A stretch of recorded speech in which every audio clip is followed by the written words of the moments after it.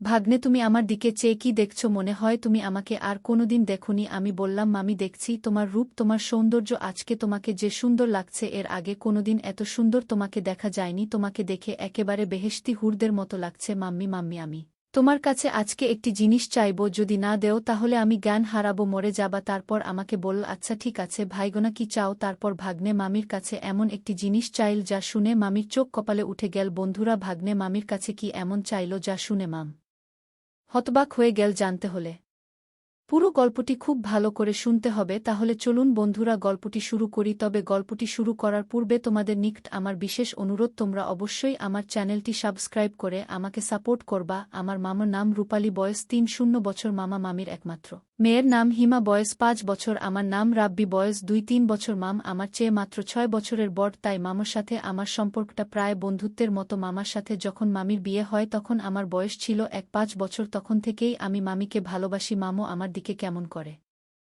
যেন তাকিয়ে থাকে। মাম আমার জীবনের প্রথম ভালোবাসা। আমার মামি সুন্দরী। মামি শাড়ি পরলে উনাকে অনেক সুন্দর লাগতো আমার কাছে। উনাকে দেখলেই আমার হয়ে যেত। মাম আমার জীবনের প্রথম নারী, যাকে দেখে আমি 1-5 বছর বয়সে প্রথম ক্রাশ খেয়েছিলাম। তখন থেকেই যে দিনেই মামিকে দেখতাম সেই রাতেই আমার কাজ হয়ে যেত। এখন আসি আসল কথায়। আমি প্রায় রাতে মামিকে স্বপ্নে দেখতাম। বাস্তবে মামির সাথে খুব ইচ্ছা করত। আমার বয়স যখন 2 তখন আমার সেই ইচ্ছা পূরণ হলো। সেইবার কৃষ্ণের ছুটিতে আমি আর আমার মা নানুর বাড়িতে বেড়াতে গেছিলাম। নানু মারা গেছেন, তাই আমার মা নানির সাথে দোতলায় ঘুমাতেন। মামামাম ও দোতলায় ঘুমাতেন, আমি নিচের ঘরে ঘুমাতাম। আমি পড়াশোনা করে রাত 2টার দিকে ঘুমাতাম। প্রায় রাতে আমি দোতলায় জল খেতে যেতাম। একদিন রাত 1:00টার সময় আমি যখন জল খেতে দোতলায় যাচ্ছি, এমন সময় দেখি মাম খুব বাজে অবস্থায় ঘরের দিকে যাচ্ছেন। আমি তখন বুঝতে পারছিলাম না কি করব। আমার স্বপ্নের নায়িকাকে এইভাবে কোনোদিন দেখব ভাবতেই পারিনি। রাতে মামিকে দেখতে অসম্ভব সুন্দরী লাগছিল। আমি তখন রান্নাঘরের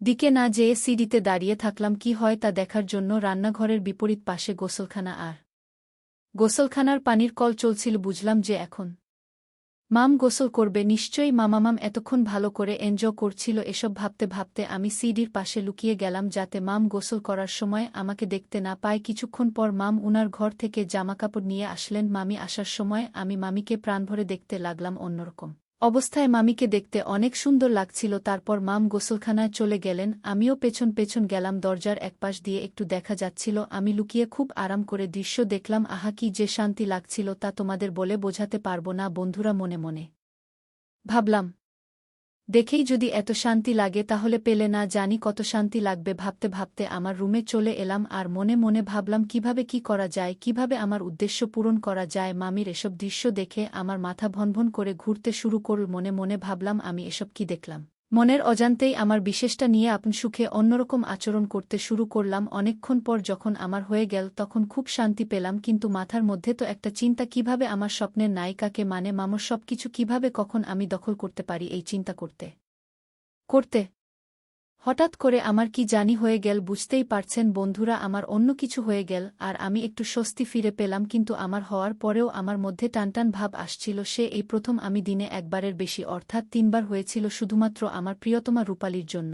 সেই রাতে পুরো এলোমেলো হয়েই ঘুমিয়ে পড়েছিলাম। পরদিন সকাল থেকেই আমি প্ল্যান করতে থাকি, যেভাবেই হোক মামিকে রাজি করাতে হবে। এর 2 দিন পর মামা ব্যবসার কাজে ঢাকা চলে গেলেন। সেই দিন বিকালে মা নানিকে নিয়ে পাশের গ্রামে মায়ের চাচার বাড়ি বেড়াতে গেল। যাবার সময় বলে গেল ফিরতে রাত 9টা থেকে 10টা বাজবে। হিমা ছোট্ট ছিল বলে মাম মা আর নানির সাথে গেলেন না, আর বাসায় অন্য কোনো পুরুষ মানুষ না থাকায় আমাকে মাম নিরাপত্তার জন্য থাকতে বলল। আমি তো তখন অত্যধিক খুশি হয়েছিলাম, যা ভাষায় প্রকাশ করা যাবে না। আমি মনে মনে বললাম, এইটাই সুযোগ মামিকে পটানোর। মা আর নানি চলে যাবার পর হিমা যখন কাঁদছিল, মাম তখন ওকে খাওয়ানোর জন্য উনার ঘরে চলে গেলেন। 2 মিনিট পর আমিও মামির ঘরে গেলাম। মামকে একেবারে ফ্রেশ লাগছিল, খুব রোমান্টিক ড্রেস পরছিল দেখে যে কারো অন্যরকম চিন্তা ভাবনা হতে পারে, ঠিক আমারও তাই হয়েছিল। আমি ঘরে যাওয়ায় মাম দ্রুত উনাকে হেফাজত করার চেষ্টা করছিলেন। আমি বললাম, মামি আমি কি আপনার পর কেউ যে আমাকে দেখে এমন করতে হবে? আমি কি আলগা মানুষ যে আমার সামনে তুমি শরম পাও? আমি তো তোমার ছেলের মতো। মাম আমাকে দেখে বলল, তুমি এত শরম পাও কেন? মাম বলল, না এমনি ছেলের মতো হলে কি হবে, তুই তো এখন বড় হয়েছস তাই শরম লাগে। তারপর মাম আমার সাথে ফ্রি হতে চেষ্টা করলেন। একটু পর মাম আমার সাথে একেবারে ফ্রি হয়ে গেলেন। আমি মামিকে বললাম, মাম আপনার মেয়ে ঘুমালে আজকে আমি আর আপনি লুডু খেলব। যদি আমি হেরে যাই তাহলে আপনি যা চাইবেন আমি তাই দিব, আর যদি আপনি হেরে যান তাহলে আমি যা চাইব তাই দিবেন।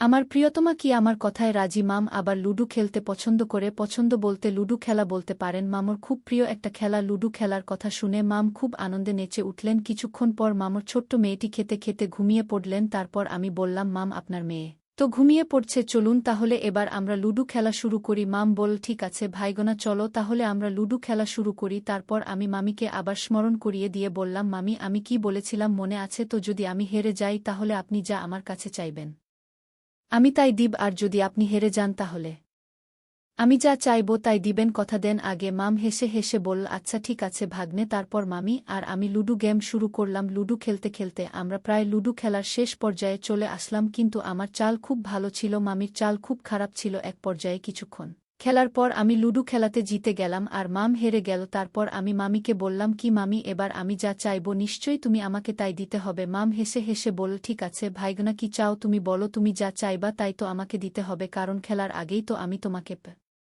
প্রতিশ্রুতি দিয়েছিলাম। আমি বললাম, ঠিক মাম্মি, তাহলে আমি কি এখন তোমার কাছে চাইতে পারি? মামি বলল, ঠিক আছে চাও। তারপর আমি বললাম, মাম্মি আপনার মেয়েকে একটু আগে আপনি যা খাওয়াচ্ছিলেন আমি তা খেতে চাই। মাম আমার কথা শুনে যেন অবাক হয়ে আমার দিকে চেয়ে রইল আর বলল, ভাগ্নে তুমি এসব কি বলছো? তুমি এমন পোলাপাইনের মতো বায়না ধরবে আমি তা কখনো কল্পনাও করতে পারি নাই ভাগ্নে, এটা সম্ভব না। তারপর আমি বললাম, না মাম্মি, তুমি কিন্তু আমাকে কথা দিয়ে আমি যা চাইব তাই দিবে এখন। তাহলে মাম তুমি কিন্তু তোমার কথার বরখেলাপ করতেছ, এটা ঠিক না। মামি আমার মন খারাপ দেখে তার মনে একটু দয়া হলো, সে বলল, আচ্ছা ঠিক আছে ভাগ্নে, তোমার যখন ইচ্ছা নাও তুমি এবার ইচ্ছামত নেও, আমি কিচ্ছু বলবো না। মামির মুখে এমন কথা শুনে আমি জেনা আনন্দে নেচে উঠলাম। আমাকে আর পায় কে অনেক দিনের স্বপ্ন সফল হতে যাচ্ছে। আমি কিভাবে যে কি করব বুঝে উঠতে পারি নাই। তারপর মাম আমাকে বলল, ভাইগ্নে তুমি এখানে একটু বসো, আমি রেডি হয়ে আসছি, তারপর তোমার যা ইচ্ছা তাই কইরো, আর আমি একটু ফ্রেশ হয়ে আসি। ঠিক আছে ভাগ্নে, তুমি এখানে একটু বসো। আমি শান্ত ছেলের মতো বসে রইলাম আর অপেক্ষা করতে শুরু করলাম। অপেক্ষার সময় আমার পার হচ্ছিল না কোনোভাবেই। মনে মনে ভাবলাম, মাম্মি রেডি হয়ে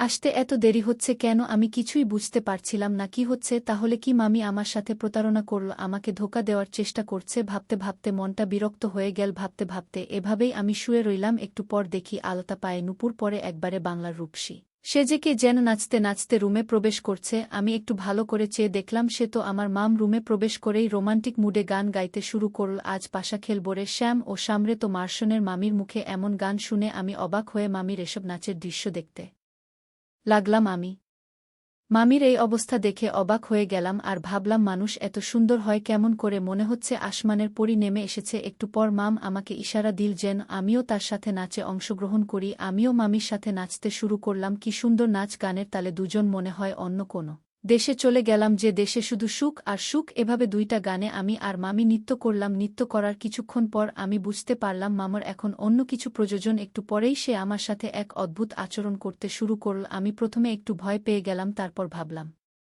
এটাই মনে হয় ইমোশনস, এটাই মনে হয় ভালোবাসা, এটাই মনে হয় অন্য কিছু। আমিও সাথে তাল দিতে শুরু করলাম। সে আমার তালে তালে নাচতে শুরু করল। কিছুক্ষণ পর আমি আর মামি মনে হচ্ছে অন্য কোনো এক অজানা সুখের রাজ্যে হারিয়ে গেলাম, যেখানে শুধু সুখ আর সুখ। এমন সুখ মনে হচ্ছে কোথায় পাওয়া যায় না। আমিও আমার সুখের তালে তালে আনন্দে 2 থেকে 3 ঘণ্টা মনে হচ্ছিল পরীর রাজ্য বসবাস করছিলাম। 2 থেকে 3 ঘণ্টা পর আমাদের এ অবস্থা স্বাভাবিক হলো। স্বাভাবিক হওয়ার পর মাম আমাকে দেখে শরম পেয়ে যায়।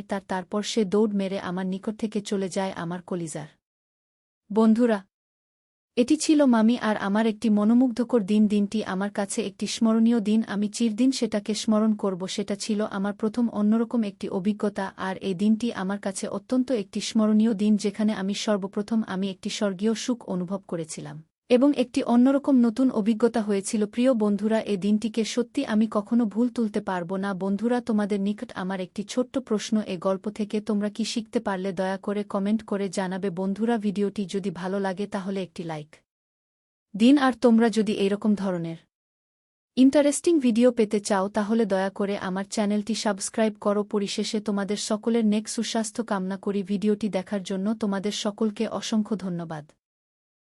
আমার মা রোজ রাতে সাজুগুজু করে জমিদারের ঘরে যেত। আমি মাকে জিজ্ঞেস করলে মা বলতো আমি জমিদারের স্ত্রীর পায়ে মালিশ করে দেয়, কিন্তু জমিদার বাড়ির চাকরির কাছ থেকে জানতে পারি জমিদারের স্ত্রী নেই, অনেক আগেই জমিদারকে ছেড়ে চলে গেছে। আমার মনে সন্দেহের সৃষ্টি হল।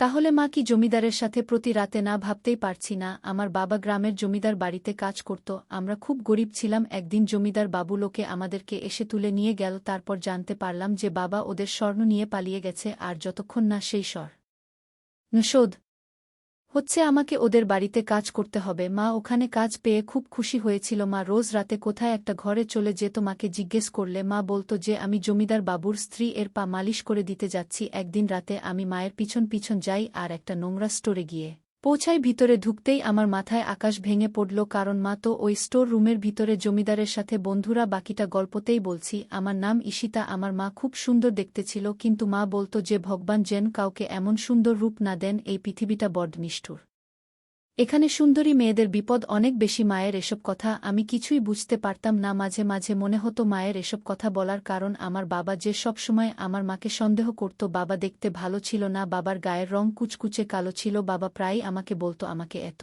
খারাপ দেখতে, আর তোমাকে সুন্দর পরীর মতো দেখতে, তুমি কি করে আমার সাথে সুখে থাকবে? তুমি মনে মনে নিশ্চয়ই অন্য কাউকে চাও। আমরা একটা ছোট গ্রামে থাকতাম, সেই গ্রামের জমিদার এমন হুকুম ছিল যেন মনে হতো তারা এখানকার রাজা, আর আমরা তাদের চাকর। বাবা জমিদার বাড়িতে কাজ করত। জমিদার খুব একটা ভালো কাজ ছিল না, শুধু জমিদার বাবু সাথে সাথে থাকত, কিন্তু জমিদার বাবু বাবাকে চাকরির মতো ধমক দিত। মা ও গ্রামে কাজ করত, কিন্তু সারাদিন পরিশ্রম করার পরও মা সুন্দর দেখতে ছিল। আমি ভাবতাম মা যদি ঠিক করে নিজের যত্ন নেয় তাহলে আরও কত সুন্দর হয়ে উঠতে পারবে। মায়ের খুব কম বয়সে বিয়ে হয়েছিল, মায়ের বয়স এখনও 2-5 বছর হয়নি, আর আমার বয়স 1-2 বছর হয়ে গেছে। একদিন মা আর বাবার মধ্যে খুব ঝগড়া হয়। বাবা মাকে জিজ্ঞেস করে তুমি জমিদার বাড়িতে কেন গিয়েছিলেন? মা বলে আমি ওখানে জিনিসপত্র দিতে গিয়েছিলাম, এর জন্য আমাকে পয়সা দেয়া হয়েছে। বাবা সেই স্বর্ণটা ছুঁড়ে ফেলে দেয় আর বলে তোমার ওখানে যাওয়ার কোনো প্রয়োজন নেই, এরকম স্বর্ণ আমি চাই না। আমি চাই না অন্য কোনো পুরুষ মানুষের নজর তোমার উপর পড়ুক। আমি চাই না তুমি কাজের জন্য ছেলেদের আশেপাশে ঘোরাঘুরি করো। মা আমাকে বলতো তোর বাবার খুব খারাপ মানসিকতা, তো বাবার খুশি থাকা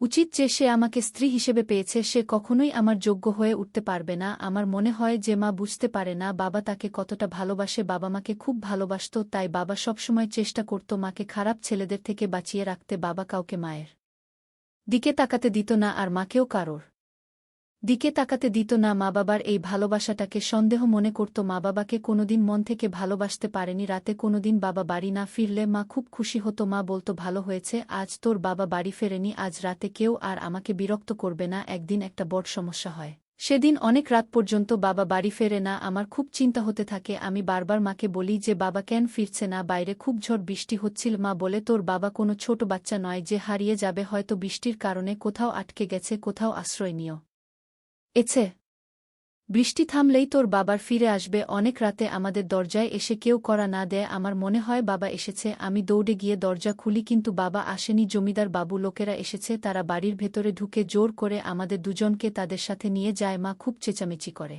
আমি বারবার তাদের জিজ্ঞেস করি যে আমাদের কোথায় নিয়ে যাচ্ছ। তখন গ্রামের লোকজন সেখানে জড়ো হয়ে যায়, কিন্তু কারোর এত সাহস ছিল না যে জমিদার বাবু লোকেদেরকে আটকাবে। তারাও আমার মতো জিজ্ঞেস করে করে যে আমাদেরকে ওরা কোথায় নিয়ে যাচ্ছে। তখন ওই লোকগুলো বলে এই মেয়েটার বাবা জমিদার বাবুর বাড়িতে কাজ করত, সে অনেক স্বর্ণ চুরি করে পালিয়ে গেছে। এখন যতদিন না আমরা ওর বাবাকে খুঁজে পাচ্ছি আর আমাদের স্বর্ণ ফেরত না পাচ্ছি, ততদিন ওরা আমাদের বাড়িতে কাজ করবে। জমিদার বাবুর অনেক স্বর্ণ চুরি হয়ে গেছে, তাই উনি এদেরকে দিয়ে খাটিয়ে সেই স্বর্ণ তুলতে চান। যখন সেই স্বর্ণের ক্ষতিপূরণ হয়ে যাবে তখন আমরা ওদেরকে ফেরত দিয়ে যাব। তারা আমাদেরকে জমিদার বাংলাতে নিয়ে যায়, সেখানে গিয়ে একটা ছোট্ট ঘরে আমাদের থাকতে দেয়া, আর বলে এখন থেকে এটাই আমাদের থাকার জায়গা, আর আজ থেকে আমাকে ওদের বাড়িতে কাজ করতে হবে। আমরা গরিব ছিলাম ঠিকই, কিন্তু কখনো ভাবিনি যে কারোর বাড়িতে চাকরানির কাজ করব। জমিদার বাবু সেখানে এসে মাকে আর আমাকে 1-2 বার দেখে আর বলে তাহলে এরাই হচ্ছে ডাকাতের পরিবার। আমি খুব কাঁদতে থাকি, আমাদেরকে ওরা এভাবে অপমান করছে। আমার মা কাঁদতে কাঁদতে বলে দেখ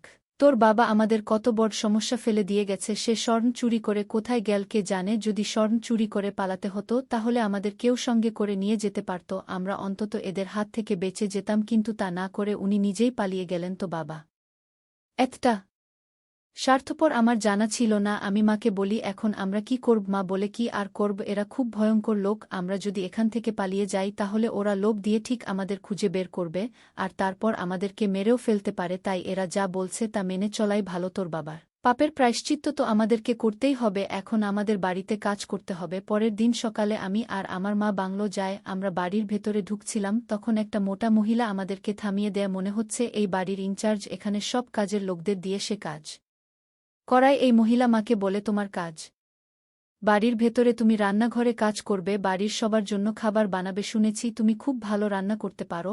আর আমাকে বলে, তোমার কাজ বাড়ির বাইরে, তুমি ড্রয়িং রুম পরিষ্কার করবে। তখন মা বলে, দয়া করে ওকে কোনো সহজ কাজ দেবেন, বেশি কঠিন কাজও করতে পারবে না। তখন সেই মহিলা আমাকে ধাক্কা দিয়ে সরিয়ে দেয় আর বলে যাবে ওখান থেকে। কাজের লোকেদের এত বায়না আমার সহনে হয় না। আমি মায়ের দিকে করুণ চোখে তাকাই। মা বলে, চিন্তা করিস না, এখন আমাদের খারাপ সময় যাচ্ছে, এটা খুব তাড়াতাড়ি কেটে যাবে, আমাদেরও সুখের দিন আসবে। মা বাড়ির ভিতরে কাজ করত আর আমি বাড়ির বাইরে। আমি সারাদিন মাকে দেখতে পেতাম না, শুধু রাতের বেলায় আমার মায়ের সাথে দেখা হতো। কিন্তু রাতে আমি এতটাই ক্লান্ত হয়ে থাকতাম যে আমি মায়ের সাথে কোনো কথা না বলেই ঘুমিয়ে পড়তাম। একদিন আমি মাকে বলি যে আমাকে এরা খুব কঠিন কাজ দেয়। মা বলে, আমার কাজটা সহজ নয়, এই বাড়িতে অনেক লোকজন আর সারাদিন খাওয়া দাওয়া চলতে থাকে, সারাদিন আমাকে সামনে বসে রান্না করতে হয়, আমার খুব কষ্ট হয়। মাকে রান্নাঘরে কাজ করতে হতো আর আমাকে বাইরে রোদে কাজ করতে হতো। আমার বাবার কথা খুব মনে পড়ত আর বাবার উপর রাগও হতো। বাবা কি করে আমাদেরকে ফেলে রেখে দিয়ে চলে গেল? স্বর্ণ নিয়ে পালিয়ে যাওয়ার আগে একবারও ভাবল না যেটা ফ্যামিলির কি হবে? বাবা তো খুব ভালো মানুষ ছিল, সবসময় তার স্ত্রী আর মেয়েকে আগলে রাখতে, আর আজ তারা হাজারটা পুরুষ মানুষের সামনে চাকরানির কাজ করছে। আমরা খুব গরিব ছিলাম ঠিকই, কিন্তু কখনো ভাবিনি যে কারোর বাড়িতে চাকরানি হয়ে কাজ করব।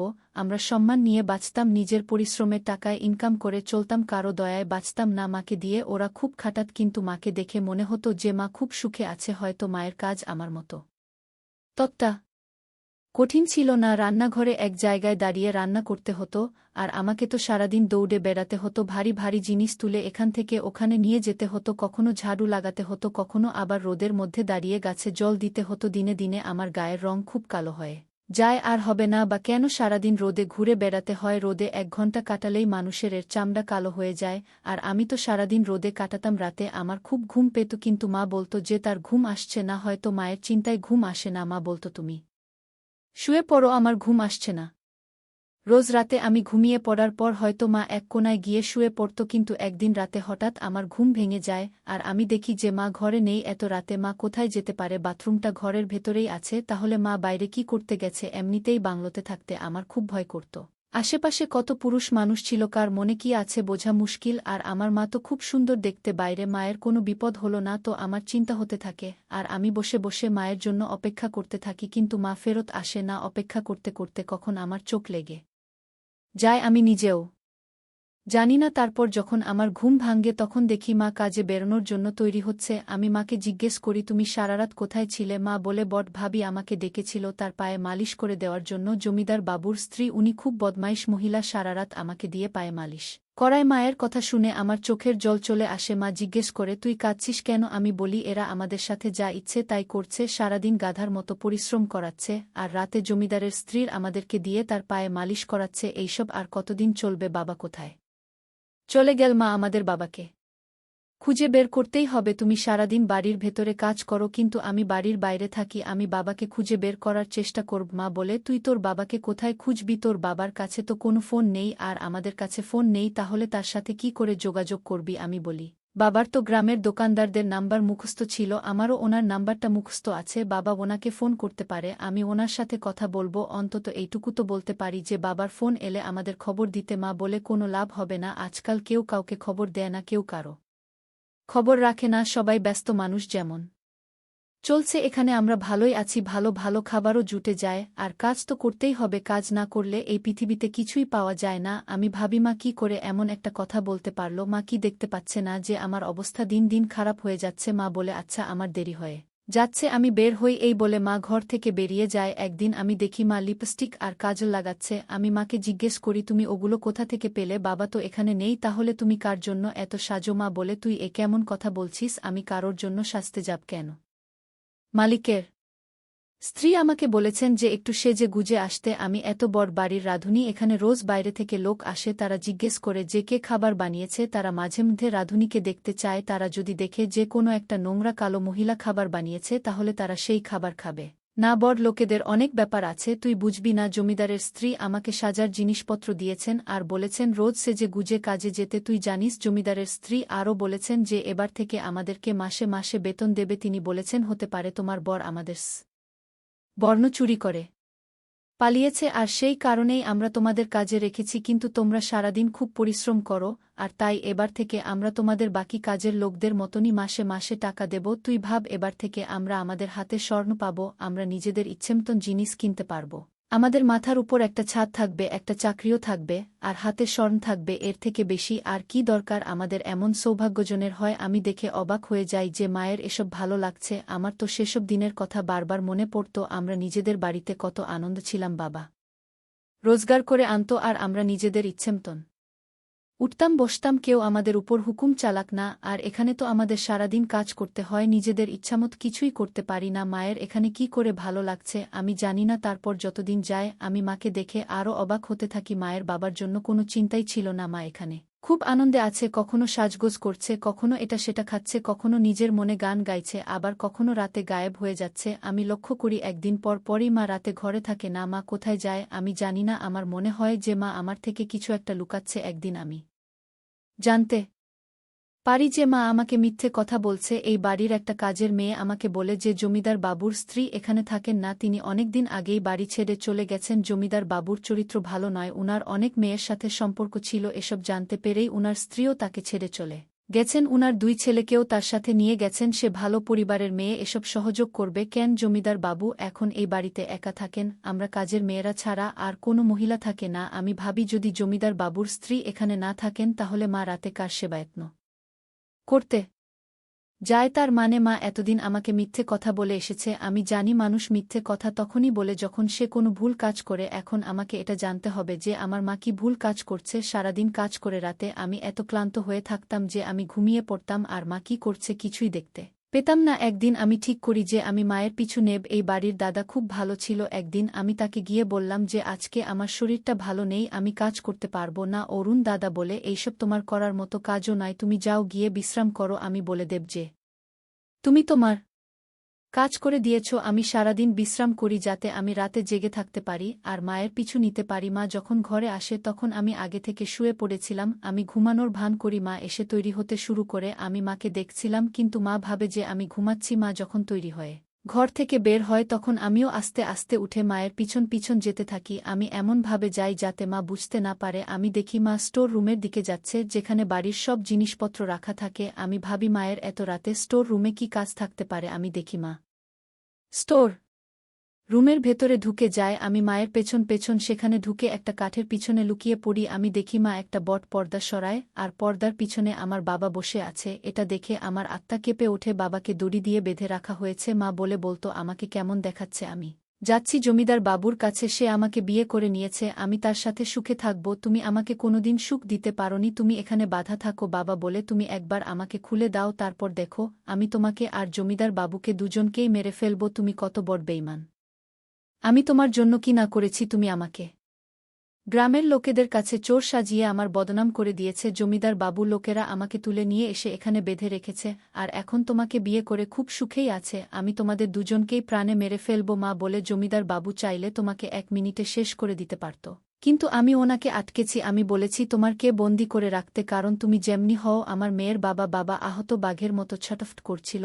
আমার তখনও বিশ্বাস হচ্ছিল না যে বাবার সাথে এইসব কিছু মা করছে, তাকে বদনাম করে এইভাবে আটকে রেখেছে আর নিজের জমিদারকে বিয়ে করেছে।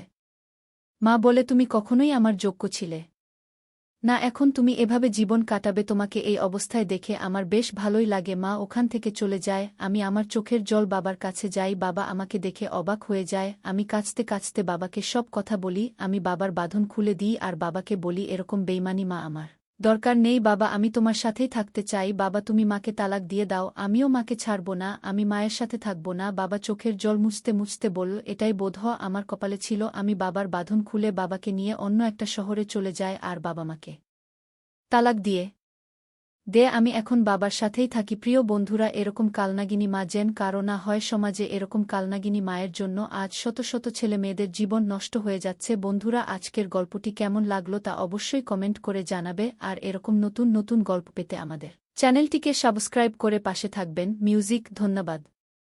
তুমি একটা বাচ্চা মেয়ে, কি করে তুমি আমায় বিয়ে করলে? তাছাড়া তুমি দেখতে অনেক কালো, তোমার বয়সটা এতটাই কম যে তুমি আমার সকল ইচ্ছা পূরণ করতে পারবে না। ঠিক আছে, আমি একটা বাচ্চা মেয়ে, আপনি চাইলে উপর পরীক্ষা চালাতে পারেন, যদি না পারি তারপর হচ্ছে আপনার সাথে আমার বোঝাপড়া হবে। আমি সেই বাচ্চা মেয়ের কথা শুনে অবাক হলাম। তার বয়স বেশি হলে নয় কি এক হবে, আমি বুঝতেই পারছি না সে আমার সাথে পারবে কি। তারপর আমি যাকে বাচ্চা মেয়ে ভেবেছিলাম সে আমার সাথে রাতে যা করেছিল, বন্ধুরা তা শুনলে তোমাদের মাথাটা নষ্ট হয়ে যাবে। তাহলে মূল ঘটনাটি বলি। আজ আমার বাসর রাত, রুমের ভিতরে এ বাড়ির নতুন বউ আমার অপেক্ষায় বসে আছে, আর আমি বারান্দায় দাঁড়িয়ে আছি। অনেক আগেই রুমে ঢুকেছি, কিন্তু বউয়ের কাছে যাইনি, কারণ বউ আমার কল্পনার মতো রূপসী কোনো মেয়ে না, সে হলো একটা বাচ্চা মেয়ে। তার গায়ের রংটাও তেমন সুন্দর না, কালো।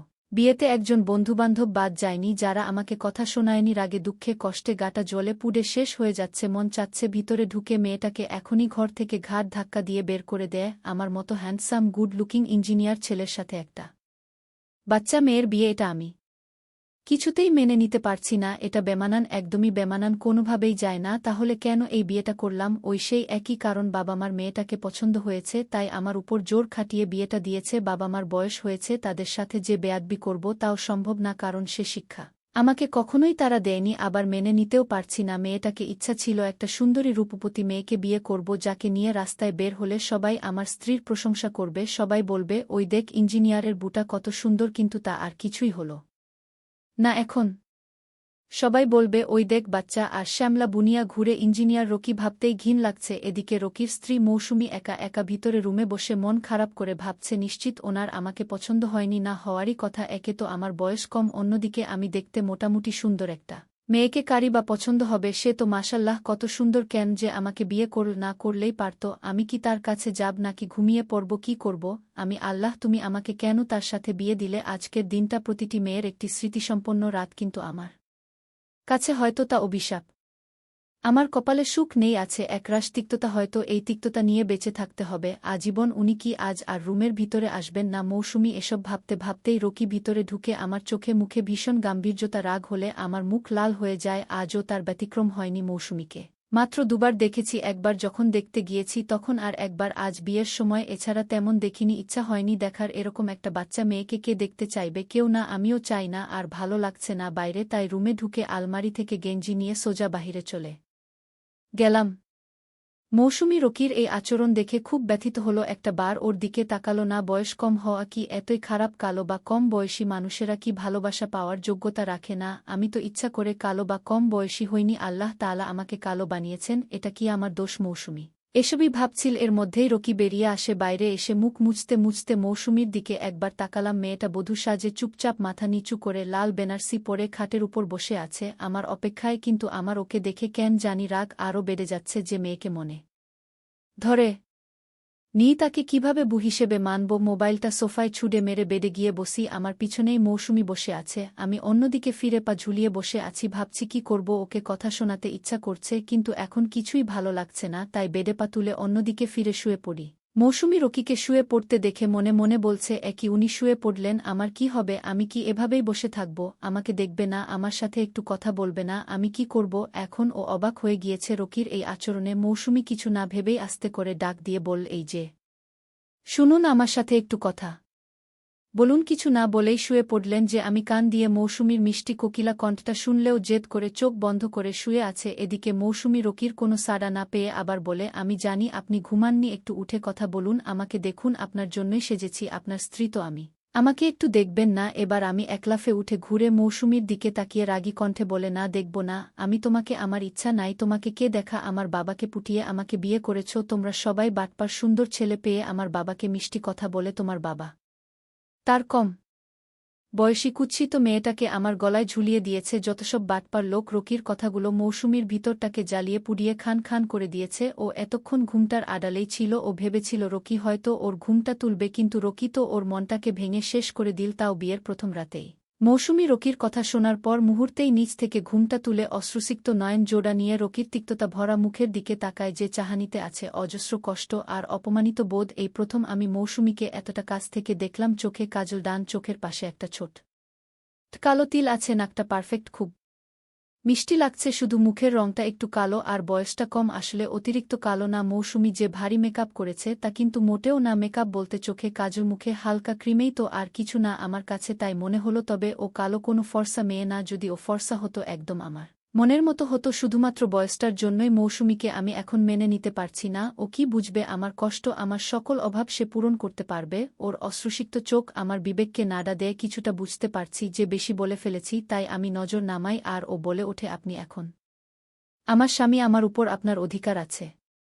তাই আপনি আমাকে যাতা বলতে পারেন, কিন্তু দয়া করে আমার পরিবারকে কিছু বলবেন না। আপনার বাবা আমাকে পছন্দ করেছে, আমার সাথে কথা বলেছে। আমার বাবা তাকে বারবার জিজ্ঞেস করেছে যে আমার মেয়ে তো কালো আর বয়সটা একটু কম, ওকে এর আগে অনেকেই না করে দিয়েছে, আপনি ভেবেছি চিনতে হ্যাঁ বলছেন তো? আপনার বাবার উত্তর হ্যাঁই ছিল। আমার বাবা, আমার পরিবার বাটপার না। দয়া করে তাদের কিছু বলবেন না। তাদের কোনো দোষ নেই, তাদের সত্যিই কোনো দোষ নেই। দোষ যতসব আমার কপালে। তোমার মতো বাচ্চা আর কালো মেয়ে আমার কপালে ছিল। কত স্বপ্ন ছিল এই রাতটা নিয়ে, সব শেষ। কয়লা ধুইলে যেমন ময়লা যায় না, ঠিক তোমার মতো কালো মেয়ে কখনো ফর্সা হবে না। আমার জীবনটাই শেষ। আমি কখনোই তোমাকে মেনে নিতে পারবো না। এটা কোনো সিনেমা না, এটা আমার বাস্তব জীবন। আমি এত উদার না যে আমি তোমাকে মেনে নিব আর তোমার অধিকার তোমাকে দিব, কখনো না। আমি তোমার মতো কালো আর বাচ্চা বুচাই না। আমি এখন ঘুমাবো, আমাকে আর ডাকবা না। আর হ্যাঁ, বাবা মা যেন কিছু না জানে। তুমি তোমার মতো, আমি আমার মতো থাকবো। কখনো আমার কাছে আসার বিন্দুমাত্র চেষ্টা করবে না, কখনো না। মনের যত ক্ষোভ ছিল সব বের করে মৌসুমীকে শুনিয়ে আমি অন্যদিকে ফিরে ঘুমিয়ে পড়।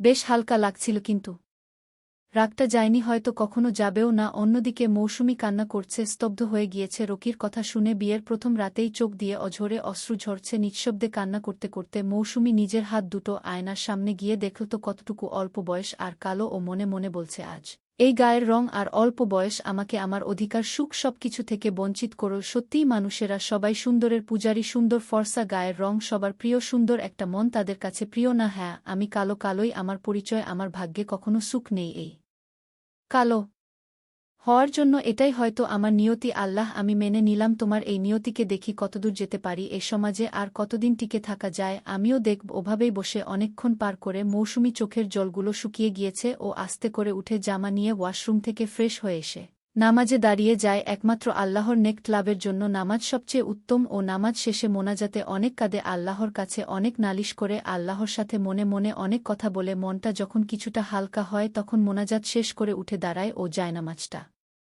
পাশে রেখে মৌসুমী রকির দিকে তাকায়। বেঘরে ঘুমাচ্ছে ও মনের অজান্তেই কোনো এক অজানা টানে মৌসুমী রকির কাছে যায়। মানে যেদিকটা ফিরে রকি ঘুমাচ্ছিল ও রকির ঘুমন্ত মুখের দিকে তাকিয়ে আছে। খুব নিষ্পাপ মনে হচ্ছে। রকি দেখতে খুব সুন্দর, ফর্সা, টানটান মুখ, বড় বড় সিল্কি মাথার চুল, দেখতে অনেক সুন্দর একটা মানুষ, খুব মায়া ভরা তার মুখটা। মৌসুমী সব অপমান ভুলে রকির কাছে এসে বসে ওকে দেখছে। রুমে একটা ছোট ডিম লাইট জ্বলছিল, সেই আলোতেই মৌসুমী রকিকে দেখছে। মৌসুমী এক নজরে রকির দিকে তাকিয়ে আছে। নিজের স্বামীকে হয়তো সারা জীবন এভাবেই দেখতে হবে। মৌসুমী ওর একটা হাত ভাসমান অবস্থায় রকির মুখের পাশে ধরে, সাদা আর কালো কোনো মিল নেই। ও বুঝতে পারল সে কতটা কালো। বয়স নিয়ে তার কোনো চিন্তা নেই, আসলে সে কালো। আর মনে মনে বলে, আপনি কত সুন্দর, আপনার জীবনটা সত্যিই আমি অন্ধকার করে দিলাম। আজ রাতটায় আমার জায়গায় কোনো সুন্দরী অপরূপা হলে আপনি কত খুশি হতেন। আপনার সব খুশি আমার কালত্ব কেড়ে নীল, আমাকে ক্ষমা করে দিয়েন। আমার কালো কপাল আপনার জীবনের সব সুখ কেড়ে নীল সব। মৌসুমী কাঁদতে কাঁদতে উঠে আস্তে করে রকির পাশে অন্যদিকে ফিরে শুয়ে পড়ে। মাথার বালিশটা সাক্ষী ও কতটা কেঁদেছিল সেদিন রাতে। পরদিন সকালে দক্ষিণা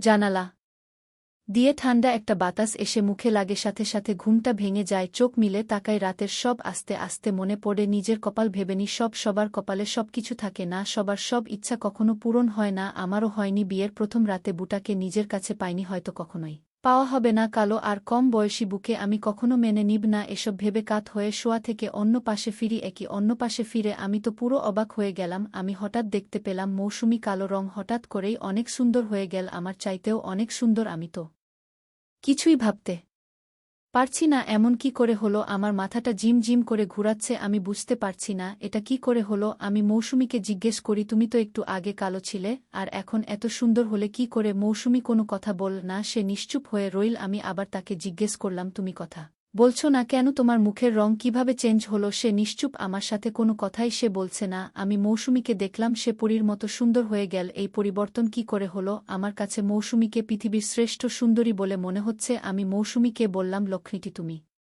কথা বলছো না কেন? আমার কথা কি তোমার কানে যায় না? মৌসুমী হঠাৎ করে একটা জবাব দিল যে আপনার সকল কথা আমি শুনতেছি, আপনি বলুন। আমি মৌসুমীকে বললাম, তাহলে আমার কথার উত্তর দিচ্ছ না কেন? মৌসুমী তখন বলল, কতক্ষণ আগে আমি আপনাকে কত প্রশ্ন করলাম, আপনি আমার একটা প্রশ্নের উত্তর দেননি। আপনি কি ভুলে গেছেন সেই কথা? আরে তখন তো তুমি কালো ছিলে, আর এখন তো তুমি অনেক সুন্দর, আর এখন তো আমি তোমার সাথে কথা বলতেই পারি, আর তুমি আমার বিয়ে করা স্ত্রী। মৌসুমী তখন রাগী কণ্ঠে বলল, আপনার আসল চরিত্র আমি জেনে গেছি, আমি সত্যি সুন্দরী ছিলাম। আমি আজ আপনাকে পরীক্ষা করার জন্য আমি কালো মেকআপ পরেছিলাম আপনার চরিত্রটা জানার জন্য। আপনি কেমন চরিত্রের মানুষ আজ তা আমি জেনে গেলাম। আপনি সুন্দরের পূজারী। যতদিন আমি আপনার কাছে সুন্দরী থাকব ঠিক ততদিন পর্যন্ত আপনি আমার সাথে ভালো থাকবেন। আসলে মানুষের চেহারা থেকে চরিত্র বোঝা কঠিন। আমি আপনার আসল রূপটা জেনে গেছি। আমি যদি আজ কালো মেকআপটা না পরতাম তাহলে হয়তো আপনার চরিত্রটা জানতে পারতাম না। আমি আজ এখান থেকে এই মুহূর্তে চলে যাব। আমি এই কথাটা বলতেই আমার স্বামী আমায় বলল, আমার ভুল হয়ে গেছে, তুমি আমায় ক্ষমা করে দাও, আমি আমার ভুলটা বুঝতে পেরেছি। প্লিজ তুমি রাগ করো না, আমায় ক্ষমা করে দাও। আমি তাকে ক্ষমা করে দিলাম। শত হলেও সে আমার স্বামী। আমার মনে হয় সে আর কাউকে কোনোদিন কালো বলে আঘাত করবে না। মিউজিক।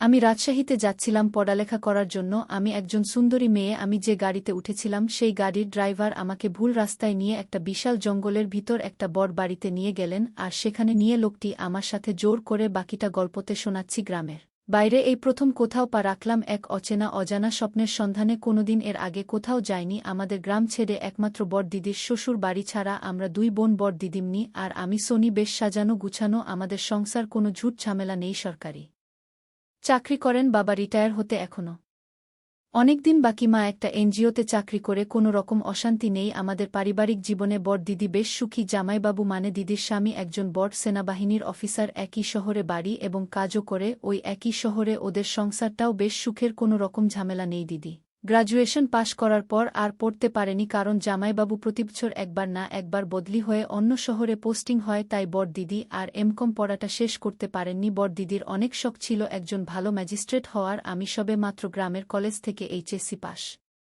করেছি, আর পাশাপাশি সিআইডি অফিসারের চাকরি করছি। আমার সব বড় দিদির মতো ম্যাজিস্ট্রেট হওয়া, আর তাই রাজশাহী বিশ্ববিদ্যালয় ভর্তি হওয়ার সুযোগ পেলাম। তাই রাজশাহীতে প্রথমবারের মতো গ্রাম ছাড়ছি। মা একটু মন খারাপ করেছিল, কিন্তু উচ্চশিক্ষার কথা চিন্তা করে আর কিছু বলেন নাই। বাবা সবসময় আমাকে সাপোর্ট দিত, তাই আমার তেমন একটা অসুবিধা হয় নাই রাজশাহী যেতে। তাছাড়া জামাইবাবু হলেন অফিসার, আগে থেকেই রাজশাহীতে সবকিছু ঠিকঠাক করে রেখেছেন। যদিও রাজশাহীতে প্রথম মামার বাড়িতে ওঠার কথা ছিল, কিন্তু পরে সেটা আর হয়ে ওঠেনি, কারণ জামাইবাবুর এক কাছের ছেলে বন্ধু ছিলেন সরকারি দলের ছাত্রনেতা, তাই আমার হোস্টেল পেতে খুব একটা অসুবিধা হয় নাই। তাই মামার বাড়িতে না উঠে সোজা হোস্টেল এগিয়ে উঠব। এমনিতে মামার সঙ্গে মার আবার খুব একটা ভালো সম্পর্ক নাই, কারণ আমার বাবা ছিলেন একজন গরিব ঘরের ছেলে। কেন আমার মা আমার বাবাকে বিয়ে করলেন অনেকটা বাংলা সিনেমার মতো, গরিব হলে যত দোষ হয় আর কি। যথাসময়ে বাড়ি থেকে রওয়ানা দিলাম বাস টার্মিনাল এর উদ্দেশ্যে। মাকে এবং বাবাকে পা ধরে নমস্কার করে দিদির সঙ্গে একটু কথা বলে জামাইবাবু আমাকে বাস টার্মিনালে নামিয়ে দিয়ে উনি চলে গেলেন একটা জরুরি কাজের উদ্দেশ্যে। বাস ছাড়াল ঠিক রাত 12টা, তাই 3:00 রাজশাহীর আগের স্টেশনে গিয়ে বাসটা থামু। পরের দিন সকাল 1:00টার সময় আমি ভুল করে রাজবাটি নামতে গিয়ে শক্তিগড় নামে একটা জায়গাতে নেমে পড়েছিলাম, কারণ শক্তিগড় নামটা আগেও শোনা ছিল গ্রামে অনেকের মুখে। শক্তিঘরের বিখ্যাতর কথা বহুবার শুনেছি, আর তাই কন্ডাক্টর শক্তির ডাক মারতেই দুম করে বাস থেকে নেমে পড়লাম। আর সেখানটাতেই আমি আমার জীবনের সবচেয়ে ভুলটা করেছিলাম। আমি ঠিক বুঝতে পারছিলাম না কি করব। সঙ্গে বিশাল 2টা লাগেজ, মোবাইল ফোনের ব্যাটারিও শেষ, কাউকে যে ফোন করে সাহায্য চাইব সেই উপায়টুকু নেই। এদিকে সময়ও গড়িয়ে পার হয়ে প্রায় দুপুর 2টা বেজে গেল। আমি কি করব ঠিক বুঝে উঠতে পারছিলাম না। আমাকে এভাবে রাস্তার পাশে বিশাল 2 লাগেজ নিয়ে দাঁড়িয়ে থাকতে দেখে এক লম্বা মতো সুশ্রী যুবক এসে সাহায্য করতে চাই। প্রথম একটু অন্যরকম মনে হলেও আমি রাজি হলাম উনার সাহায্য নিতে। আমি উনাকে সব খুলে বললাম। উনি সব শুনে আমাকে বললেন যে একটু অপেক্ষা করতে, উনি গাড়িটা নিয়ে আসছেন। উনি যথাসময়ে গাড়ি নিয়ে এলেন। আমার ভারী লাগেজ 2টা উনার গাড়ির পিছনে রাখলেন। পরে উনি আমাকে জিজ্ঞাসা করলেন সামনে বসতে চাই নাকি পিছনে। উনার এত ভালো ব্যবহার দেখে আমি ঠিক করলাম উনার সঙ্গে সামনে গিয়ে বসার। আমি বসলাম। পরে উনি গাড়ি স্টার্ট দিয়ে গাড়ি চালাতে শুরু করলেন। আমি যেহেতু রাজশাহী শহর চিনি না, তাই কিছু বলতে পারছি না কোথায় আমাকে নিয়ে উনি গাড়ি চালাচ্ছেন। বেশ কিছুক্ষণ পরে আমি উনাকে জিজ্ঞাসা করলাম রাজশাহী ইউনিভার্সিটি কত দূরে। উনি আমার দিকে তাকিয়ে উত্তর দিলেন, এই তো আর মাত্র 1-0 মিনিট। আমি উনার কথা বিশ্বাস করলাম। ঠিক এর 1-0 মিনিট পরে একটা বিশাল বাড়ির সামনে গাড়িটা দাঁড় করিয়ে উনি আমাকে বলেন যে গাড়িটা আর যাবে না, একটু ঠিক করতে হবে। আমি যেন গাড়ি থেকে নেমে ওই বাড়ির ভিতর গিয়ে বসি। ঠিক কি করব বুঝতে পারছিলাম না। তখন আমার বেশ খারাপ লাগছিল, কেন এই ভুলটা করতে গেলাম একটা অজানা অচেনা পুরুষ মানুষের সঙ্গে। সে যাই হোক, আমি গাড়ি থেকে নেমে সোজা উনার সঙ্গে আমি উনার বাড়িতে গেলাম। উনি 1-0 মিনিট পরে এসে আমাকে জিজ্ঞাসা করলেন আমি কিছু খাব কিনা। আমি উনাকে বিনীতভাবে উত্তর দিলাম না, কারণ আমি একটু একটু ভয় পেতে শুরু করেছিলাম। উনি তখন দরজাটা বন্ধ করে দিলেন আর আমার দিকে আস্তে আস্তে এগিয়ে আসলেন। আমি কোনো রকম উনাকে জিজ্ঞাসা করলাম, আমি ওনাকে জিজ্ঞেস করলাম আপনি দরজা বন্ধ করলেন কেন। উনি কোনো রকম অভিনয় না করে সোজা আমাকে বলেন, আমার তোমার সাথে অনেক কথা আছে, অনেক প্রয়োজন আছে। আমি আপনাকে না জানি না, আপনি আমার সাথে কি কথা বলবেন, আর আপনি আমাকে এখানে কেন নিয়ে আসলেন। উনি বললেন একটু পর বুঝতে পারবে আমি তোমাকে কেন এখানে নিয়ে আসলাম। আমি কোনো কুল কিনারা না দেখে ভয়ের অভিনয় করে কাঁদতে শুরু করে দিলাম। তখন উনি আমার কাছে এসে বলেন যে ভয় পাবার কিছু নাই, আমি এমন কিছু করব না যাতে তোমার ভয় হয়, আর আজ যদি তুমি আমার কথা না রাখো তাহলে তুমি এখান থেকে যেতে পারবে না। আমি তার মুখে এই কথা শুনে আশ্চর্য হলাম আর আমি কান্নার অভিনয় শুরু করে দিলাম। আমাকে তিনি বললেন, এই তুমি এভাবে কান্না করছো কেন? আমার একটা ছোট্ট কথা রাখো, আমি সকালে তোমাকে রাজশাহীতে বেচে দিব, আর যদি তুমি আমার কথা না রাখো তাহলে তোমার অনেক বিপদ হবে। আমি বললাম আপনার কি কথা? উনি বললেন তোমার বিয়ে হয়েছে। আমি বললাম না, আমার বিয়ের কথা আপনি জিজ্ঞেস করলেন কেন? উনি বললেন তোমার যদি বিয়ে হতো তাহলে তোমার স্বামীর সাথে কি করতে? আমি তার কথা শুনে বললাম কি আর করতাম, আপনিই বলুন। বোকা মেয়ে, বিয়ের পর স্বামীর সকল কথা রাখতে হয়। লোকটার কথা শুনে আমার মনে হচ্ছিল তার গালে 2টা জোরে থাপ্পড় মেরে দেই, কিন্তু আমি তো এখন অসহায়, আমার পাশে কেউ নাই। আমি যদি এখন ওনার সাথে খারাপ ব্যবহার করি তাহলে ওনার ঠিক উদ্দেশ্যটা আমি বুঝতে পারবো না। উনি আমাকে জিজ্ঞেস করলেন কি ভাবছো, আমার কথা কি তোমার কানে যায় না? আমি বললাম আমি খুব অসুস্থ, সারাদিন গাড়ি করে আসলাম, এখন আমার শরীর অনেক ক্লান্ত। ঠিক আছে, আপনার কথা আমি বুঝতে পারছি, আমি রাখবো আপনার কথা, কিন্তু আজ নয়, আজ আমি অনেক ক্লান্ত। লোকটি বলল তাহলে কাল কিন্তু তুমি যেতে পারবেন না, কাল তোমার এখানেই থাকতে হবে, আর তারপর দিন আমি আপনাকে রাজশাহীতে পৌঁছে দিব। আমি তাকে মিথ্যা সান্ত্বনা দিয়ে বললাম ঠিক আছে, আমি কাল আপনার কথা রাখবা। আমার মনে মনে প্ল্যান তৈরি হলো, কাল যে করে হোক এখান থেকে পালাতে হবে, আল্লাহ করে আজ রাতটা শেষ হোক। উনি তখন আমাকে কিছু খাবার এনে দিলেন। আমি বললাম আমি খাবো না। উনি বললেন আপনার শরীর অনেক ক্লান্ত, কিছু না খেয়ে ঘুমালে শরীর আরও দুর্বল হয়ে পড়বে। আমারও পেটে অনেক ক্ষুধা লেগেছিল, আর তাই রুটির সাথে তরকারি দিয়ে খেয়ে নিলাম। উনি পাশের রুমে গিয়ে শুয়ে পড়লেন আর আমাকে বললেন আপনার কোনো কিছুর প্রয়োজন হলে আমায় ডাক দিবেন। আমি মাথা নেড়ে সম্মতি দিলাম। তারপর সকাল হলো, আমি ভাবতে থাকলাম কি করে এখান থেকে পালানো যায়, আমি কিভাবে লোকটিকে কিভাবে ধোঁকা দিয়ে পালানো যায়, সেই চিন্তায় মগ্ন। সকালে লোকটি আমার রুমে এসে বল, এই মেয়ে দোট ফ্রেশ হয়ে খেয়ে নাও। আমি তাকে জিজ্ঞেস করলাম আপনার বাড়িতে আর কে কে থাকে? লোকটি বলল এটা জানার তোমার দরকার নেই। আমি বললাম ঠিক আছে, আপনি বাহিরে যান, আমি ফ্রেশ হয়ে খেয়ে নিচ্ছি। লোকটি তখন তার রুমে চলে গেলেন। চলে যেতেই আমি ফ্রেশ হয়ে নিজের গুলোর ভিতরে কিছু টাকা ছিল, টাকাগুলো নিয়ে নিলাম। তারপর আমি ধীরে ধীরে ঘর থেকে বাহির হলাম, আস্তে আস্তে হাঁটা শুরু করলাম। তারপর আমি দৌড় দিলাম। আমি ভয়ে ভয়ে এখান থেকে পালানোর চেষ্টা করলাম। আমি কিছুক্ষণ যাওয়ার পর আমি কোনো রাস্তা খুঁজে পাচ্ছি না। আমি সামনে গিয়ে দেখলাম বিশাল বড় একটা গেট, আর সেই গেট বাহির থেকে তালা লাগানো। আমি এখন কি করব? আমি এখানে কিভাবে এলাম? আমি তো গাড়ি দিয়ে ভিতরে আসছিলাম, এখন তো বাহির হতে পারছি না। লোকটি আমাকে ঘরে না পেয়ে আমাকে খুঁজতে শুরু করল। লোকটি জানে আমি কোন দিকে আসছি, আর তাই তো উনি আমাকে সহজে খুঁজে বের করে ফেললেন আর আমায় বললেন আপনার সাহস তো কম না, আপনি পালিয়ে যেতে চাইছেন, যান। কিভাবে পালিয়ে যাবেন? এখন পর্যন্ত আমার বাংলোতে 2-5 জন মেয়ে আটক, তারা যেতে পারেনি, আর আপনি চলে যাবেন? যান, যারা আটক আছে তারা 2 বছর যাবত এখান থেকে পালাবার চেষ্টা করলেন কিন্তু পালাতে পারেনি, আর তুমি কিনা এখান থেকে চলে যেতে চাইছ? আমি লোকটির কথা শুনে তার পায়ে ধরে বললাম আপনি আমার বড় ভাইয়ের মতো, আপনি আমাকে এখান থেকে যেতে দিন। লোকটি তখন হাসি দিয়ে বলল আমি তো আপনাকে ছেড়ে দেওয়ার জন্য এখানে আনিনি, আপনি যতই চেষ্টা করেন এই বাংলা থেকে পালাতে পারবেন না। আমি আপনাকে খুব সুন্দর করে বুঝিয়ে বলেছিলাম আপনি আমার কথা রাখলে আপনাকে এখান থেকে যেতে দিবা, কিন্তু আপনি তা না করে পালানোর চেষ্টা করছেন। এখন তো আর যেতে পারবেন না, ওই মেয়েদের সঙ্গে তোমার থাকতে হবে। আমাকে তখন বলল চলুন আমার সাথে, নইলে আমার আসল চেহারা সম্পর্কে আপনার ধারণা নেই, তাই আপনাকে ভালো করে বলছি, আপনি আমার সাথে চলুন। আমি কোনো উপায় না পেয়ে আমি তার সাথে গেলাম। তখন তিনি আমায় একটা রুমে নিয়ে গেলেন। আমি রুমের ভিতরের দৃশ্যটা দেখেই আমার দম বন্ধ হয়ে আসছিল, কারণ ওইখানে আরও 2-5টা মেয়েকে দেখতে পেলাম। আমি তাকে জিজ্ঞেস করলাম এখানে এত মেয়ে কেন? উনি বললেন ওনারা এখানে চাকরি করেন। আমি বললাম এখানে আবার কিসের চাকরি? আপনি সত্যি করে বলেন ওদেরকে কেন আপনি আটকিয়ে রাখছেন, এখান থেকে যেতে দিচ্ছেন না? লোকটি তখন আমাকে ভয় দেখিয়ে বলল একদম চুপ, সেই জবাব কি তোকে দিতে হবে?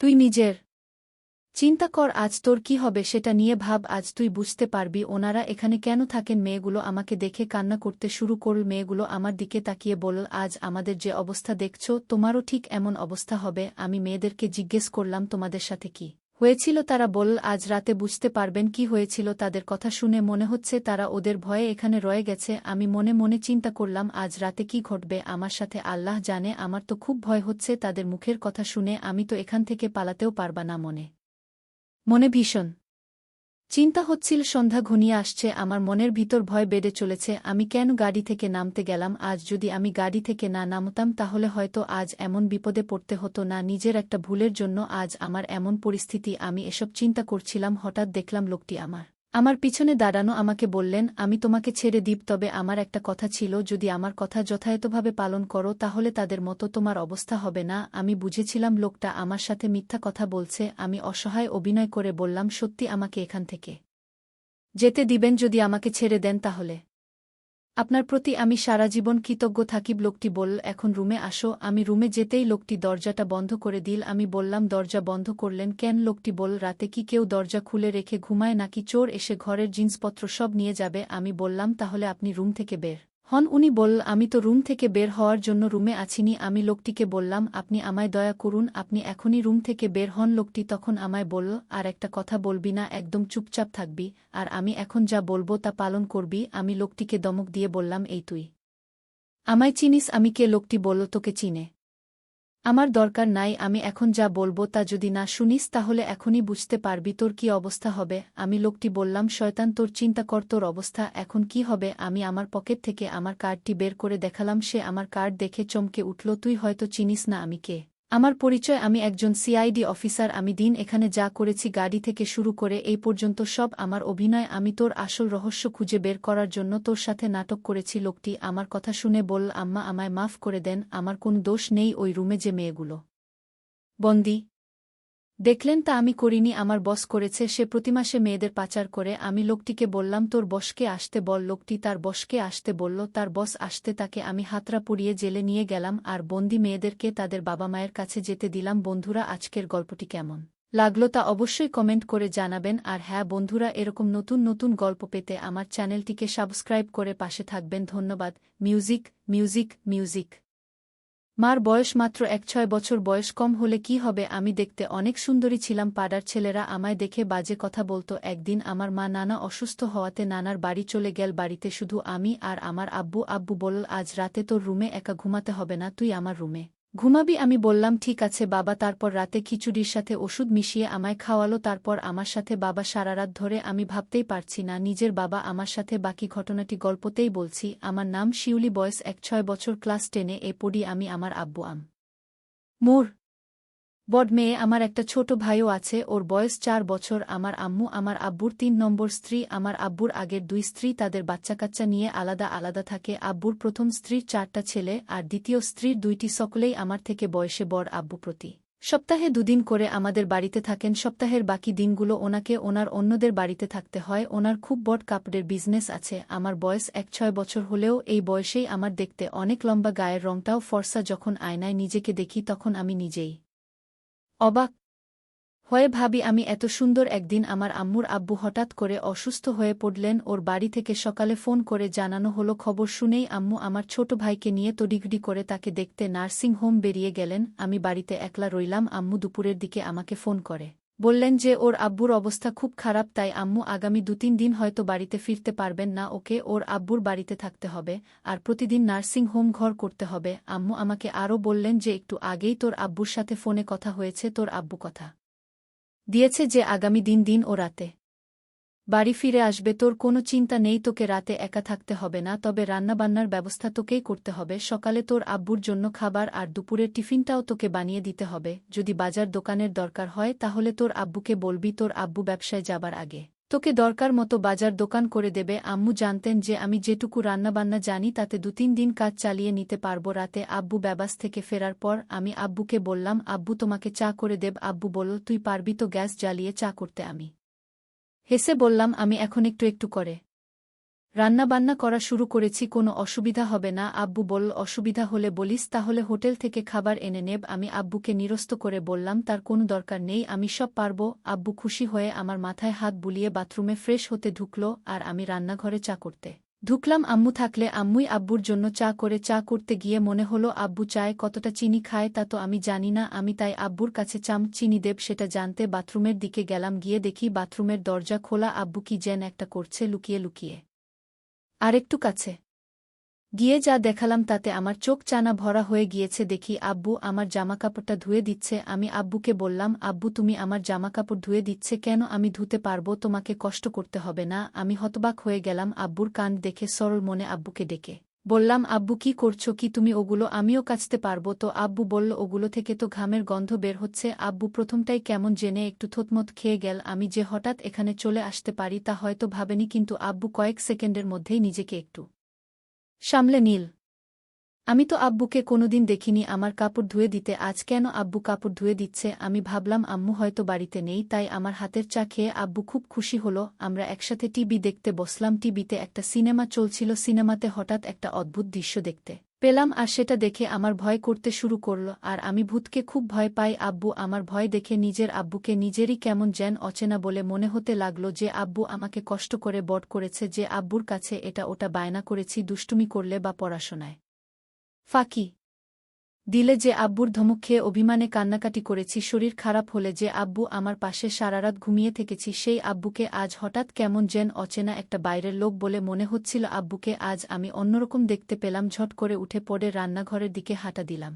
আব্বুকে বললাম, আব্বু আমি একটু রান্নাঘরে যাচ্ছি, আমাকে রাতের খাবার গরম করতে হবে। আমি আব্বুকে দেখলাম আমার পিছু পিছু রান্নাঘরে চলে আসছে। আব্বুকে বললাম, তোমার আসার তো দরকার ছিল না। তারপর রাতে আমি আর আব্বু একসাথে খাবার টেবিলে খেতে বসলাম। দেখি আব্বু খেতে বসেও এক অন্যরকম দৃষ্টিতে আমার দিকে বারবার তাকাচ্ছে। জীবনে কোনোদিন আব্বুকে আমার দিকে এরকম ভাবে তাকাতে দেখিনি আমি। আব্বু হঠাৎ আমাকে জিজ্ঞেস করল, তোর আম্মু কি পরশু ফিরবে? আমি বললাম, জানি না, তবে আম্মু আজ ফিরতে পারবে না, সেটা বলেই গেছে। শিউলি, আজ রাতে তুমি আমার রুমে ঘুমাবে? আমি বললাম, কেন? আমি তো আমার ঘরে সব বলে বিছানা করে রেখেছি। আব্বু বলল, আজকে তো তোমার আম্মু নেই, আলাদা আলাদা শুয়ে কি হবে? আর তাছাড়া আমি তোমাকে একা একা রুমে ঘুমাতে দিতে পারি না। আমি বিশেষ না ভেবে মাথা নেড়ে সম্মতি দিলাম। রাতে আমি আম্মুর শোবার ঘরে গিয়ে খাটে টাঙ্গিয়ে শুয়ে পড়লাম।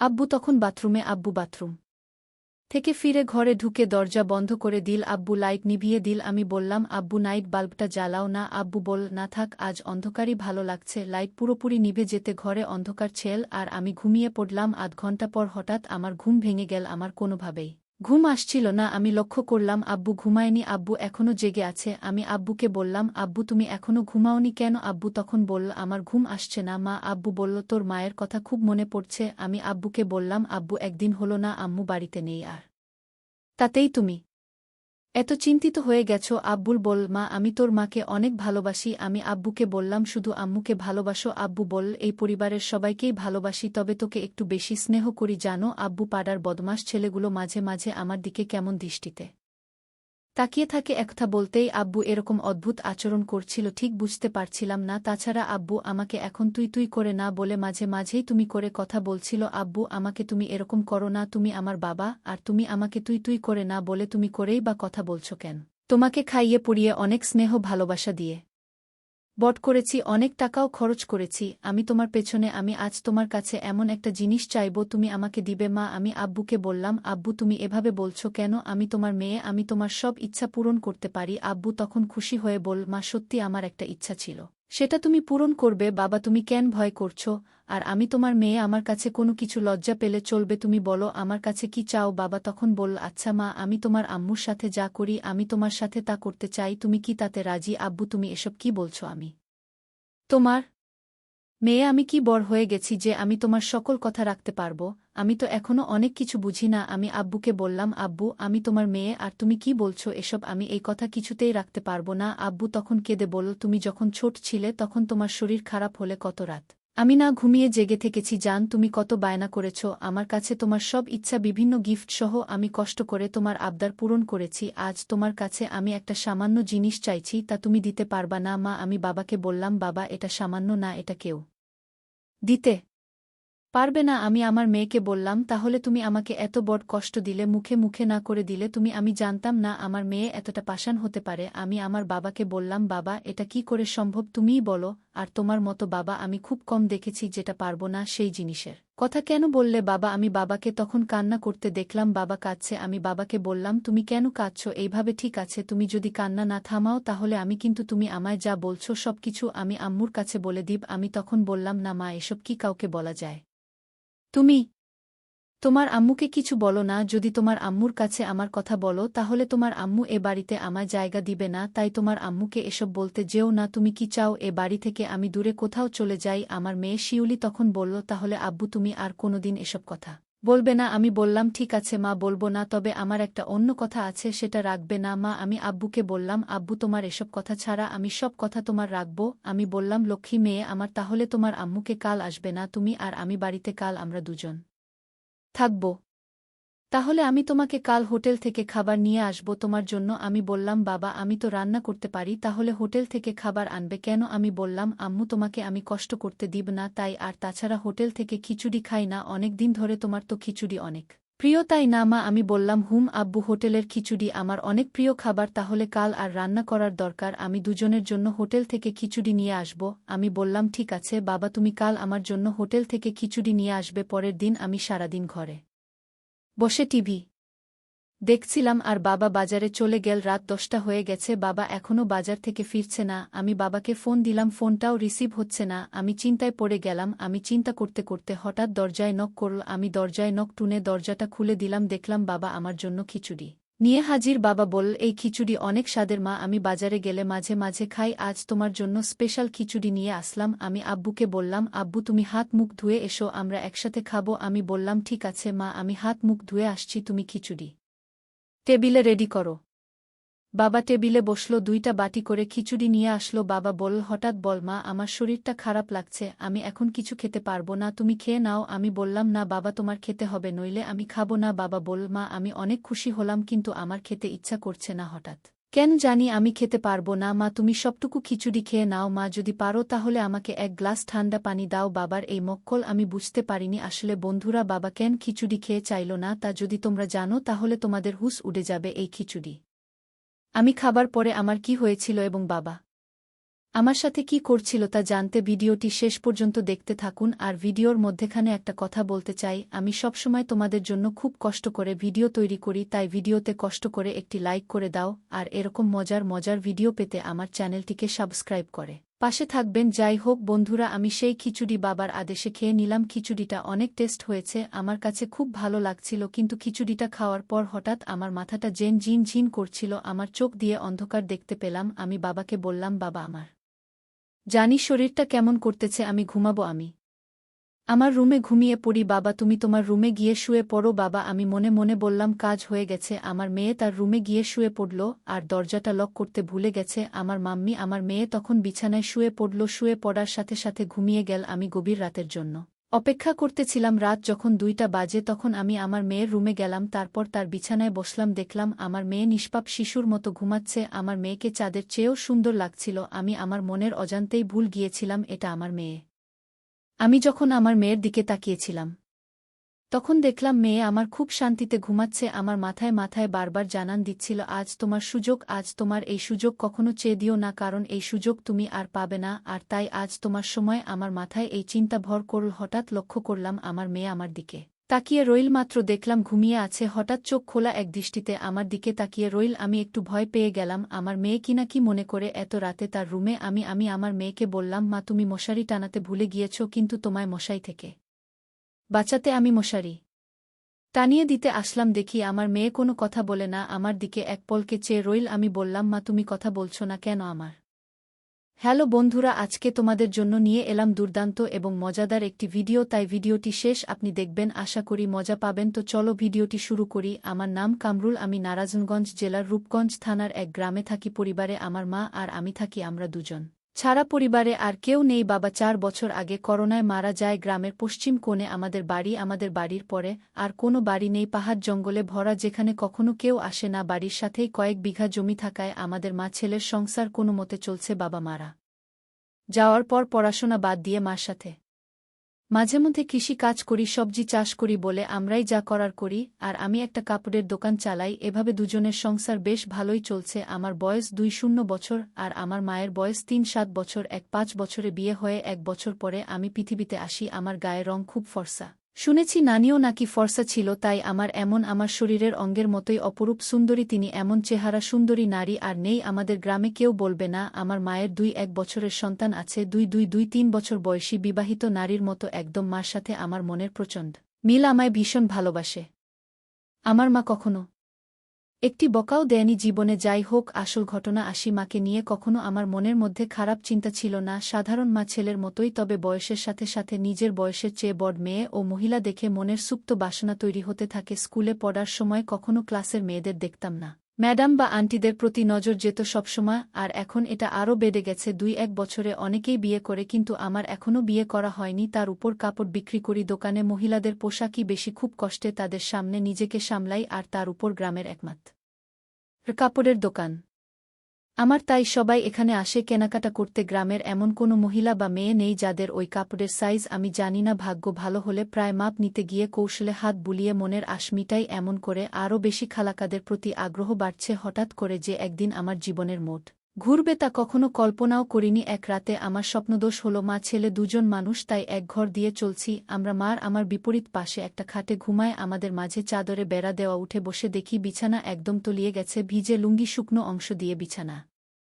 ভেজাটুকু কোনো মতে মুছে টয়লেটে গেলাম। টয়লেট শেষে ঘরে ঢুকতেই হঠাৎ চোখটা মার দিকে গেল, আর চোখ আটকে গেল সেদিকে। শাড়ি উপরে উঠে পায়ে কিছুটা বেরিয়ে আছে, কিন্তু এটুকু দেখে আমার চোখ আটকে গেল। নিজের অজান্তেই কেমন একটা ঘোরে হারিয়ে গেলাম। আমিও এগিয়ে মার কাছে গেলাম। মা গভীর ঘুমে আছে, নিঃশ্বাসের সাথে বুকটা ওঠানামা করছে, আর কেউ যেন আমার বুকে ঢাক পিটাচ্ছে। মন ভরে অধীর আগ্রহে মার সৌন্দর্য উপভোগ করছি। হঠাৎ মা আগমোলা ভাঙতে লাগলো ঘুমের মাঝে। আমি দ্রুত নিজের বিছানায় এসে শুয়ে পড়ি। সারারাত শুধু মার কথা ভেবেই পার করলাম, একটুকু ঘুমাতে পারলাম না। অনেকক্ষণ পরে চোখ বুঝলাম, সকালে উঠে উঠোনে গিয়ে দেখি মা গরুর দুধও দোয়াচ্ছে। আগেও দেখেছি, কিন্তু আজ চোখে পড়ল মার পিঠ অনেকটা খোলা, মসৃণ ত্বকের পিঠ দেখে সিনেমার নায়িকারা সব ফেল। রাতে মার সামান্য সৌন্দর্য দেখেই আমি মার প্রতি নিষিদ্ধ আকৃষ্টতা অনুভব করতে লাগলাম। এটা খারাপ বা ভালো এমন কোনো চিন্তাই মাথায় আসছে না। মার পেছনে দাঁড়িয়ে দেখে যাচ্ছি, হঠাৎ মা পিছন ফিরলে চমকে গেলাম। দুজনেই হায় হায়। মা বুঝে ফেল না তো, কিন্তু মা বল কি বাবা ঘুম ভাঙছে তোমার? বলে রাখা ভালো, আমাকে সবসময় বাবা বলে ডাকে, আর তুমি করেই বলে। যাই হোক, আমার কথা মনে হলো না যে সে বুঝেছে আমি কি করছিলাম। যাও মুখ ধুয়ে আসো, খাবার দিচ্ছি। মা আজকে দুধ খাবো। এই দুধ খাওয়া? আমি মনে মনে অন্য কিছু বলতে লাগলাম। আমার ডাকে সম্মিত ফিরল। মা এই দুধ মাত্র দোহাইতাছি, গরম না করলে খাবো কিভাবে? আমি এভাবেই খাবো, তুমি খাইয়ে দাও। আচ্ছা আসো, এই নাও পাগল ছেলে। মা গ্লাসে করে দুধ ঢেলে এগিয়ে দিল। মা মুচকে গেছে, আমার চুলায় দিয়ে বলল, এখন যাও হাত মুগ্ধ খাইতে দেব।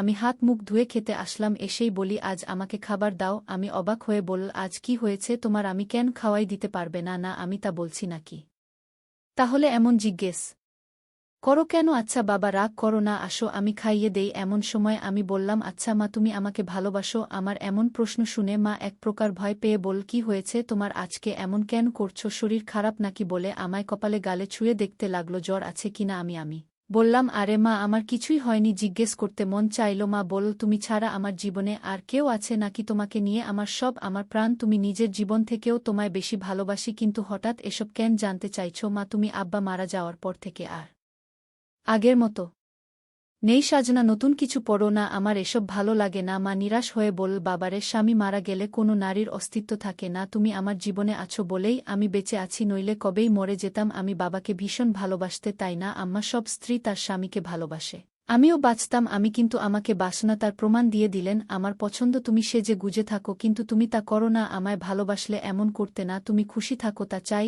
আমি। তুমি একটা বিয়ে করে আবার সুখের সংসার করো, তাহলে জীবন ভালো কাটবে। কেন এসব বললাম আমি নিজেও জানি না, মনে হলো আর বলে দিলাম। আমার কথা শেষ হতে না হতেই ঠাস করে একটা চড় পড়ল আমার গালে। আমি ব্যথার চেয়ে অবাক হয়েছি। আমার জ্ঞান হওয়ার পর কখনো আমাকে কেউ মারেনি। মার তো দূরে থাক, কখনো চোখ রাঙিয়ে কথা বলে না, কিন্তু আজ এতই রাগ হলো যে মার খেলাম। আমার চোখ লাল হয়ে আছে, কাঁদতে কাঁদতে বল, নিজের বাবা মরে গেছে বলে মাকে অন্যের বিছানায় দিতে চাও বোঝা হয়ে গেছি আমি তাই না আমাকে খাওয়াতে পড়াতে কষ্ট হচ্ছে আমি চলে যাব চিন্তা করো না বলেই উঠে চলে গেল মা নিজে বিছানায় শুয়ে কাঁদতে লাগল আমি উঠে তার কাছে গিয়ে 1000 বার বোঝানোর চেষ্টা করলাম কিন্তু আমার কোনো কথাই শুনল না মা বলল এখন আমার চোখের সামনে থেকে যাও আমি মার কথায় ভয় পেয়ে যাই বের হয়ে যায় দোকানের উদ্দেশ্যে রাতে কথা বল না যে যার মতো শুয়ে পড়ি হঠাৎ এর মধ্যে গালে নরম ছোঁয়া পেয়ে উঠে পড়ি দেখি মা সামনে বিছানায় বসা উঠে আমি সামনে বসতেই মা চোখ জ্বলে করে আমার গালে হাত বুলিয়ে বলল ব্যথা করছে তাই না আমাকে মাফ করে দাও মা আর কখনো এমন বলবো না এসো তুমি আমার কাছে মোটেও বোঝো না আমি ভেবেছি হয়তো তোমার